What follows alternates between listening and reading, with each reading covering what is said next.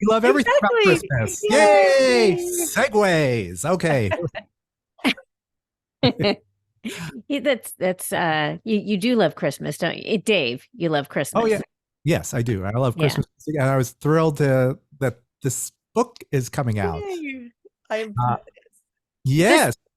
Go ahead, Holly. Go ahead. No, I was just going to say this book isn't, and I'm not pointing. Dave and I just talked about how rude pointing is. This book is another Bible for us. We have Dave has one other, or we, I should say, have another Bible.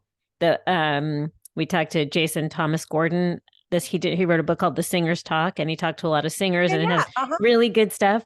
This is like this to me. Okay, I just have to go at it for a minute because I'm Dave knows, and I'm embarrassed to say this to you, and we may have had this conversation before. I'm just not a huge fan of the genre. I was never a huge fan of Christmas music. Just not. It's understandable, though. It's funny. I meet people and either they're like all in or they're just like, no. I talk to people who work retail and they're just like, no, I can't deal with it. November 1st onward for 2 months on end. I hear it over and over again. I can't deal with it. I totally get that. And, it's weird. It is a genre in unto itself. And it's kind of grown into that. It is sort of a weird, sort of nebulous sort of thing. So reading your book, it really changed my life because I never gave it the maybe the time that I should have, the music in the past, the time. I just, not so much that you're bombarded with it from November 1st on. It just was not so interesting to me. But reading about the stories behind your songs and seeing your choices, which I really would like to know how you came to these 100 songs. You really changed my life. Reading the stories is so interesting. I even loved, seeing who covered the ones I didn't know, and just the stories and the origins of them. It was so interesting to me, and now I will refer to it regularly. So thank you.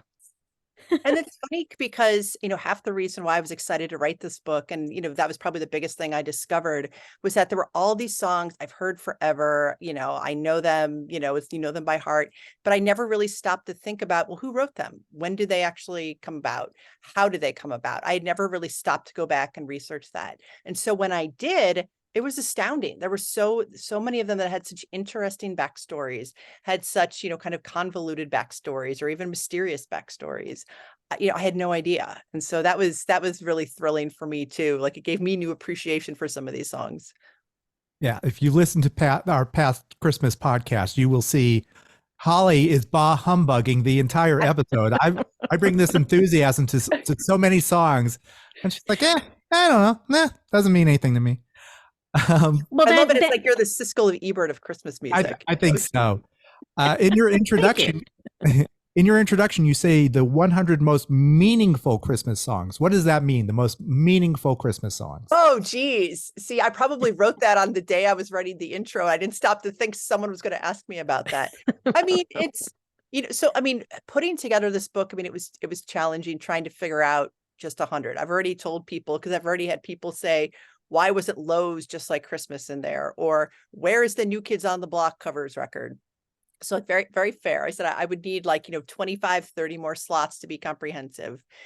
It was kind of a look at, the stuff that, the really memorable ones, the ones that you always hear that everyone knows, obviously Mariah Carey, White Christmas, things like that. And then looking at some of the stuff that maybe, you didn't know about, or some kind of more obscure ones. And what I tried to do is do a balance of eras and styles of music and and different artists, and, kind of show that, Christmas music didn't, end with Mariah Carey, new songs. There's been a lot of really interesting ones too, in the last few decades. And so it was kind of a balancing act. And, my initial spreadsheet, I had way more that I wanted to, and I had to make some very severe cuts. So it's just the ones that when you think of that, you really have a really, it draws some sort of emotion out of you. When you hear that, you're like, oh, I have a memory attached to that, or, oh, I remember this. So, so that was kind of what I was going for.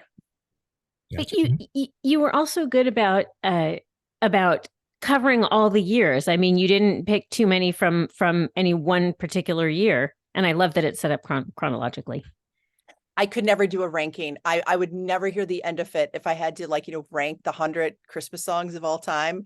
It would be, because I feel like also people would also focus on that, and they would be, angry, or, that, their favorite song was an X amount of ranking, that it would take away from actually like reading about the music. But yeah, that's what I did. I said, okay. And I literally have my spreadsheet had the years of everything. And I kind of looked and said, all right, let's make sure that, are there so many in the 70s? Maybe we need to add some more in the 60s, how about the 50s, and then beyond that?